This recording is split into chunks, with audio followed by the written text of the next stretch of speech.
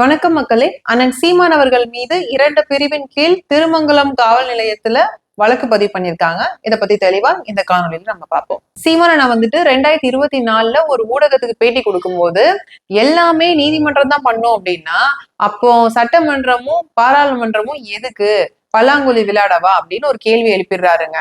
அவ்வளவுதாங்க. இந்த விஷயத்துக்கு தான் அவர் மேல 2 பிரிவின் கீழ் வழக்கு போட்டிருக்காங்க. என்னன்னா, மக்கள் நலன் சார்ந்து சட்டமன்றத்துல ஒரு தீர்மானம் எடுத்து அதை நடைமுறைப்படுத்த ஆளுநருக்கு அதை அனுப்புவாங்க. ஆஸ் பர் நார்ம்ஸ் ஆளுநர் அத குடியரசுத் தலைவருக்கு அந்த தீர்மானத்தை பாஸ் பண்ணணும். ஆனா ஆளுநர் பாஸ் பண்ணாம அது கிடப்புல போட்டுறாரு. இதன் மீது நடவடிக்கை எடுக்க சொல்லி நீதிமன்றம் போறதா இருக்கட்டும், இல்ல மத்திய அரசு தமிழ்நாடு அரசுக்கு தர வேண்டிய நிதி தரலன்னு அதுக்காகவும் நீதிமன்றம் போறாங்க. அதாவது சட்டமன்றத்திலயும் பாராளுமன்றத்திலயும் பேசி நடவடிக்கை எடுக்க வேண்டிய விஷயம் எல்லாத்துக்கும் நீதிமன்றம் போனா, அப்ப சட்டமன்றமும் பாராளுமன்றமும் எதுக்கு, பல்லாங்குழி விளையாடவா அப்படின்னு ஒரு ஓமைக்காக பத்திரிகையாளர் எழுப்பிய கேள்விக்கு அண்ணன் சீமான் அவர்கள் பதில் சொல்லிடுறாருங்க. அவ்வளவுதாங்க. இத ஒரு மிகப்பெரிய சர்ச்சைக்கான விஷயமா எடுத்துக்கிட்டு திருமங்கலத்தை சேர்ந்த உயர்நீதிமன்ற வழக்கறிஞர் அலெக்சாண்டர் சார்லஸ்ன்றவரு திருமங்கலம் காவல் நிலையத்துக்கு ஓடி போய் சீமான் ஒரு பெரிய தப்பு பண்ணிட்டாரு, மக்கள் மத்தியில சர்ச்சையை கிளப்புற மாதிரி பேசிட்டாரு, ஐயோ இது ரொம்ப கேடு, எப்படியாவது அவர் கைது பண்ணுங்கன்னு புகார் அளிக்க, இதுல என்னப்பா இருக்குன்னு காவல்துறையினர் நடவடிக்கை எடுக்காம விட்டுடுறாங்க. சீமான் மேல எப்படினாலும் வழக்கு போட்டே தீர்வுன்னு எழும்பூர் நீதிமன்றத்துக்கு போய் வழக்க போடுறாரு. அதன் அடிப்படையில எழும்பூர் நீதிமன்றம் விசாரிச்சுட்டு அவரு பேசுனதுல ஒண்ணும் தவறா இல்லையேப்பான்னு அந்த வழக்கை தள்ளுபடி பண்ணிடுறாங்க. இதனால மனமுடைந்த வழக்கறிஞர் அலெக்சாண்டர் என்ன பண்ணிடுறாரு, சென்னை உயர் நீதிமன்றம் போய் மேல்முறையீடு செய்யறாரு. இதன் அடிப்படையில விசாரிச்ச உயர் நீதிமன்றத்தின் நீதிபதி உடனடியா சீமான் அவர்கள் மீது நடவடிக்கை எடுக்கணும்னு உத்தரவிடுறாங்க. நீதிபதியின் உத்தரவின் அடிப்படையில தான் திருமங்கலம் காவல் நிலையத்துல 2 பிரிவின் கீழ் வழக்கு பதிவு பண்றாங்க. அந்த 2 பிரிவு என்ன தெரியுமா மக்களே? ஒண்ணு அவதூற பரப்பி 2 குழுவின் இடையே பகைமையை உருவாக்கியிருக்காருனும், 2வது மக்களிடத்தில் அச்சத்தை ஏற்படுத்தி பொது தீமைக்கு வழிவகுத்திருக்காருன்னு வழக்கு பதிவு பண்ணிருக்காங்க. ஒரு வழியா 1 வருஷத்துக்கு அப்புறம் அந்த மனுஷனுக்கு வெற்றி கிடைச்சிருச்சுங்க. அவருடைய விடாமுயற்சியை நான் பாராட்டுறேன். இன்னும் சொல்ல போனா பர்சனலா எனக்கு அவர் மேல நன்மதிப்பே ஏற்பட்டுருச்சுங்க. காரணம் என்னன்னா, நிதி நெருக்கடியில இருக்கக்கூடிய நாம் தமிழர் கட்சிக்கு இலவசமா விளம்பரம் பண்ணி கொடுத்திருக்காரு.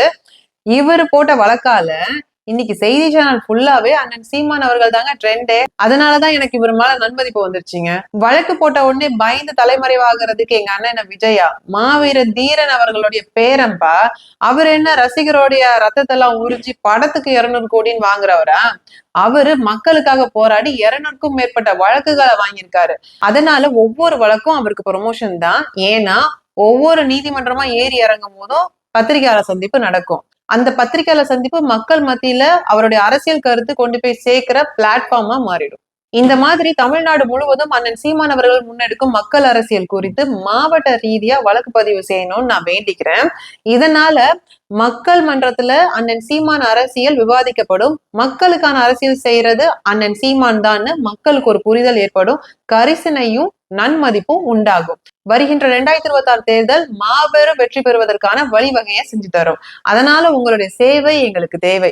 இது இல்லாம நாம் தமிழர் கட்சியில இருக்கக்கூடிய வழக்கறிஞர் பாசறையில பயணிக்கக்கூடிய வழக்கறிஞர்கள் எல்லாரும் இந்த மாதிரி ஒவ்வொரு வழக்கையும் கையாண்டு நல்லா பிராக்டிஸ் பண்ணி சிறந்த வழக்கறிஞர்களா ஆவாங்க. இதுல வருத்தம் என்னன்னா, மத்த செய்தி சேனல் எல்லாம் வழக்கறிஞர் அலெக்சாண்டர் அவர்கள் போட்ட வழக்கால நீதிமன்றத்தின் உத்தரவின் பேரில் சீமான் அவர்கள் மீது நடவடிக்கை எடுக்கப்பட்டிருக்குந்தாங்க செய்தி வெளியிட்டாங்க. ஆனா நாம் தமிழர் கட்சியை உருவாக்கிய தமிழின தந்தை ஐயா ஆதித்தனார் அவர்கள் உருவாக்கிய நிறுவனமான தந்தி சேனல் மட்டும் 1 வருஷத்துக்கு முன்னாடி சீமான் அவர்கள் பேசிய பேச்சு மக்கள் மத்தியில சர்ச்சையை ஏற்படுத்தியிருக்கு. அதனால சீமான் அவர்கள் மீது வழக்கு பதிவு பண்ணிருக்காங்கன்னு செய்தி வெளியிடுறாங்க. சொந்த கட்சிக்கும் சொந்த சமூகத்துக்கும் எதிரான செயல்பாட்டை கொஞ்ச காலமாவே தந்தி சேனல் செஞ்சுட்டு வர்றது வருத்தத்தை தருது.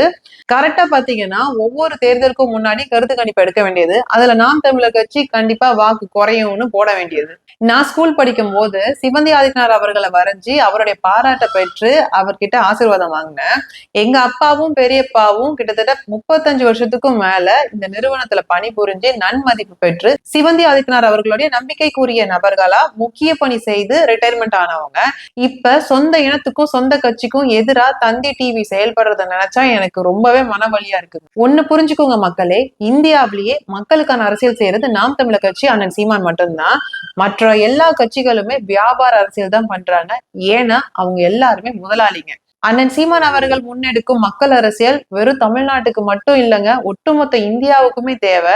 அதாவது உலகம் முழுக்க நாம் தமிழர் கட்சி பரவி கிடக்கு, ஆனா இந்தியா முழுக்க பரவி கிடக்கானா இல்ல. இந்தியா முழுக்க அண்ணனுடைய மக்கள் அரசியல் போய் சேர்றதுக்கு நாம எல்லாருமே ஒன்றுபட்டு செயல்படணும். எந்த ஆட்சி அதிகாரத்தை வச்சு நம்ம இனத்தை அழிச்சாங்களோ அதே ஆட்சி அதிகாரத்தை நம்ம கைப்பிடிச்சா மட்டும்தான் நம்ம இனத்துக்கான விடுதலையை நம்மளால பெற்றுத்தர முடியும். சோ ஃபைனலி அண்ணன் சீமான் அவர்கள் எழுப்பிய கேள்வி சரியா தவறா அப்படின்ற டெசிஷனை நான் உங்ககிட்டே விட்டுடுறேன். உங்களுடைய கருத்தை கமெண்ட் செக்ஷன்ல பதிவு பண்ணுங்க.